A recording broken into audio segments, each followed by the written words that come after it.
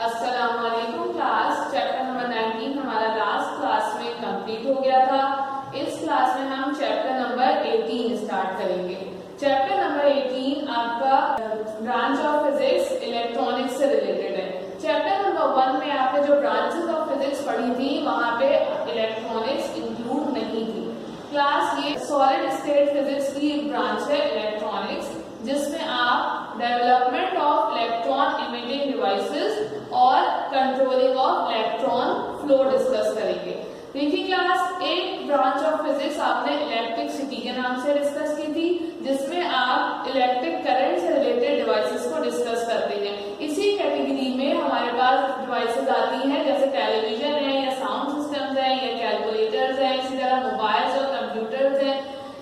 ये devices low voltage पे work करती हैं और यहाँ पे हमारे पास इलेक्ट्रॉनिक्स इन्वॉल्व होती है। हाई वोल्टेज डिवाइसेस जैसे आपके पास इलेक्ट्रिक मोटर्स हैं या जनरेटर्स हैं या आपके फैंस हैं, वो तमाम के तमाम हम इलेक्ट्रिसिटी में डिस्कस करते हैं। देखिए, इलेक्ट्रॉनिक्स की ब्रांच रिलेटेड है सेमीकंडक्टर्स से, लेकिन सेमीकंडक्टर्स को समझने से पहले हम कंडक्टर्स और इंसुलेटर्स को भी थोड़ा डीपली डिस्कस करेंगे। जैसा कि आप प्रीवियस क्लासेस में पढ़ चुके हैं क्लास के कंडक्टर्स वो मटेरियल होते हैं जिनसे इलेक्ट्रिसिटी पास हो सकती है। इनसे इलेक्ट्रिसिटी क्यों पास होती है? क्योंकि इनके स्ट्रक्चर में फ्री इलेक्ट्रॉन्स मौजूद होते हैं। जैसे आपके पास कॉपर है या ग्रेफाइट, सिल्वर। प्रीवियस क्लासेस में आपने पढ़ा होगा कि कॉपर से इलेक्ट्रिक वायर्स बनाए जाते हैं। इसी तरह इलेक्ट्रोलिसिस के प्रोसेस में आपने ग्रेफाइट के इलेक्ट्रोड्स यूज किए हैं। ये मटेरियल हम वहां क्यों यूज कर रहे हैं? क्योंकि इनसे इलेक्ट्रिसिटी पास हो सकती है और इलेक्ट्रिसिटी के पास होने की वजह इनके स्ट्रक्चर में मौजूद फ्री इलेक्ट्रॉन्स है। दूसरी कैटेगरी मटेरियल्स की इंसुलेटर्स हैं। इंसुलेटर्स वो मटेरियल है जिनसे इलेक्ट्रिसिटी पास नहीं हो सकती।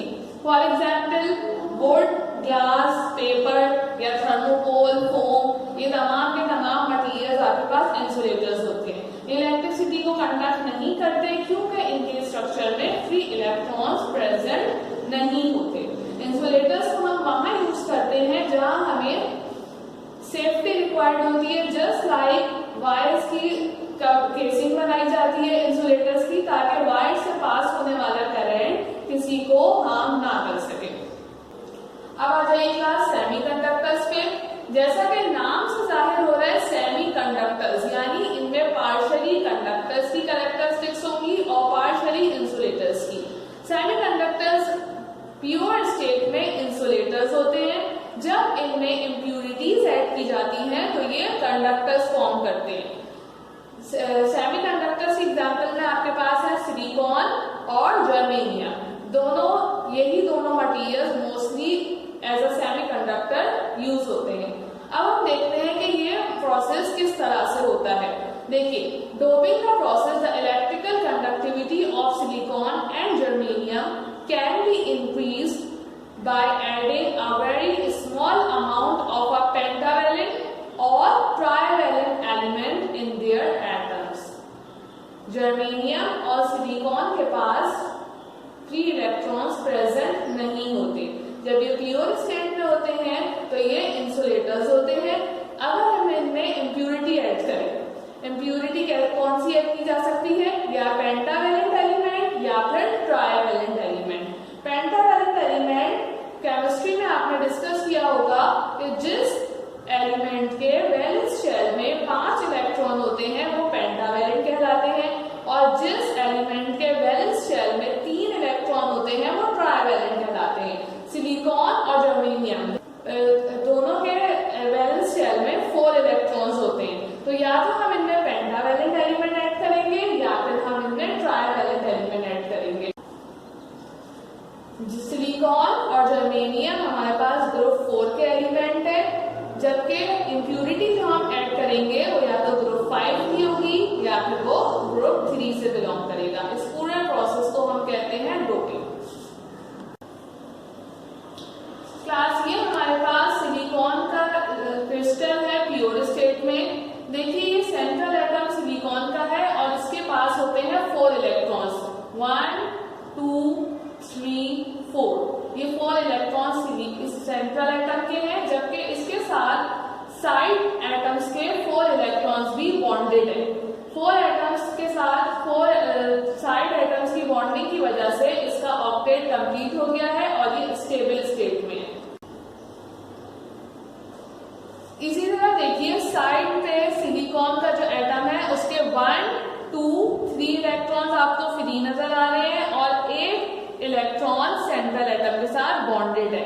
इसके भी ऑक्टेट को कंप्लीट करने के लिए 3 मजीद एटम से बॉन्डिंग होगी। इसी तरह इस एटम में भी आपको 3 इलेक्ट्रॉन 1, 2, 3 फ्री नजर आ रहे हैं और एक बॉन्डेड है।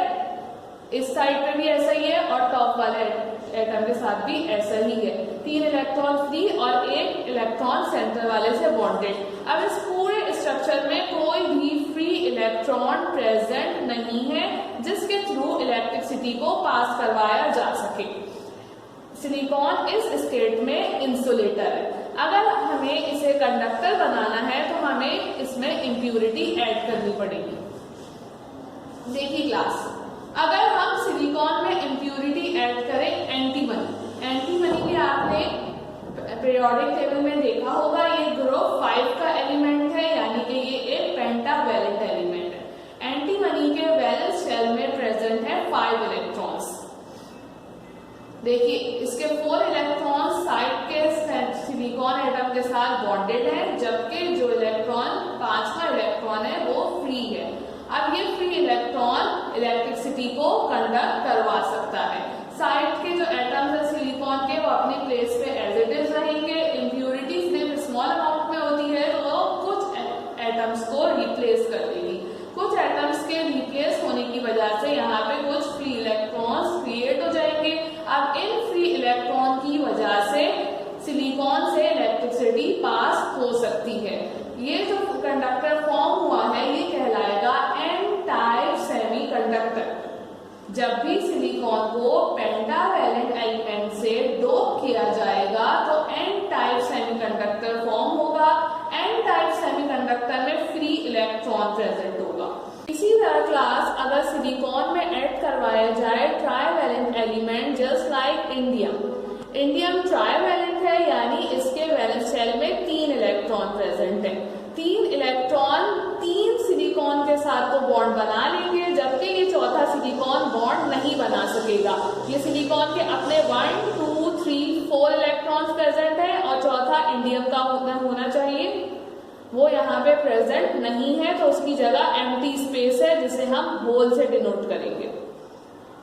अब यहाँ पे इंडियम का ऑक्टेट कंप्लीट नहीं हुआ क्योंकि इसके पास 7 इलेक्ट्रॉन्स हैं। इसको एक और इलेक्ट्रॉन अपने स्टेबिलिटी के लिए चाहिए। तो अब कोई भी साइड एटम इसको अपना इलेक्ट्रॉन डोनेट करेगा और ये होल जो है वो उस एटम में ट्रांसफर हो जाएगा। इस तरह इंडियम का तो ऑक्टेट कंप्लीट हो जाएगा, लेकिन ये जो होल है ये दूसरे एटम में दोबारा से स्पेस क्रिएट कर देगा, जिसको फिल करने के लिए उसको इलेक्ट्रॉन रिक्वायर्ड होगा। यानी कि अगर देखा जाए तो इस तरह भी सिलिकॉन के क्रिस्टल में इलेक्ट्रॉन का फ्लो स्टार्ट हो जाएगा। होल फ्लो करेगा इलेक्ट्रॉन से ऑपोजिट डायरेक्शन में, यानी कि अगर इलेक्ट्रॉन होल को फिल करेगा तो होल नेक्स्ट एटम में ट्रांसफर हो जाएगा। इस तरह का सेमीकंडक्टर कहलाता है पी टाइप सेमीकंडक्टर। यानी जब सिलिकॉन में हम ऐड करेंगे trivalent impurity just like indium, तो उसमें होल्स क्रिएट हो जाएंगे और होल्स की वजह से जब इलेक्ट्रॉन का फ्लो होगा तो ये टाइप हमारे पास पी टाइप सेमीकंडक्टर कहलाएगा। आज के लेक्चर में क्लास हमने इलेक्ट्रॉनिक्स और इसकी एप्लीकेशंस को डिस्कस किया और उसके साथ ही हमने सेमीकंडक्टर्स, डोपिंग, एन टाइप और पी टाइप को डिस्कस किया। अब आप इसको एक दफा बुक से थॉरली रीड कीजिएगा और इसकी लर्निंग भी कर लीजिएगा। Okay class.